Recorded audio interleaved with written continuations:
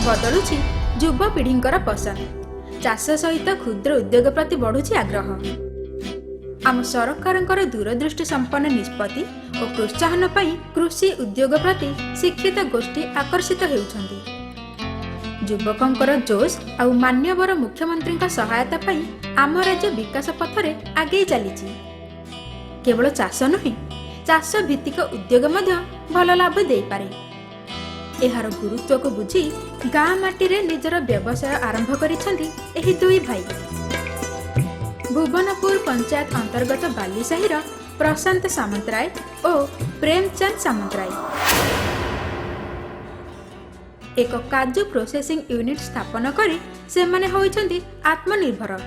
केवल सफल होई नांदी, बरं समाज को देइछन्ति संघर्ष पर मिलिथिबा उपलब्धि तार वार्ता। दिने काम न पाई सेमाने व्यस्त विव्रत अवस्थारे दादन जीवाकू स्थिर करथिले। बाहर राज्य रे श्रमिक भावरे कार्य करुथिले, हेले किछि करिबार आशा सेमानकू आज सफलतार सरगरे पहुंचाइछि। आम कोविड हवा पूर्व बाहर थी काम करूँ। काम करने भर कोविड सकाशे आउ जापारूँ बाहर को काम करने से आम जड़े सार हे से आमको कहले ना काजू प्रोसेसिंग यूनिट कर एथा करने द्वारा निजर किसी फायदा हाँ सहित अन्य लोकर भी किसी फायदा हम से काजू प्रोसेसिंग यूनिटा आरंभ कर। तापर आमर ये लोकल मार्केट आम चाषी मानू काजू आम करूँ कलेक्शन कलापर ये प्रोसेसिंग यूनिट करूँ। प्रोसेसिंग कलापर आमर काजू जो प्रोसेसिंग होकर ह्वाइट काजू होकर बाहर को बिका जाउछि।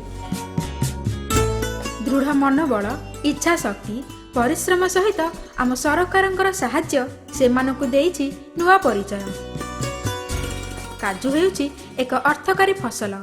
आम राज्यर अनेक स्थान रे काजू चाष करा जाई थाए, मात्र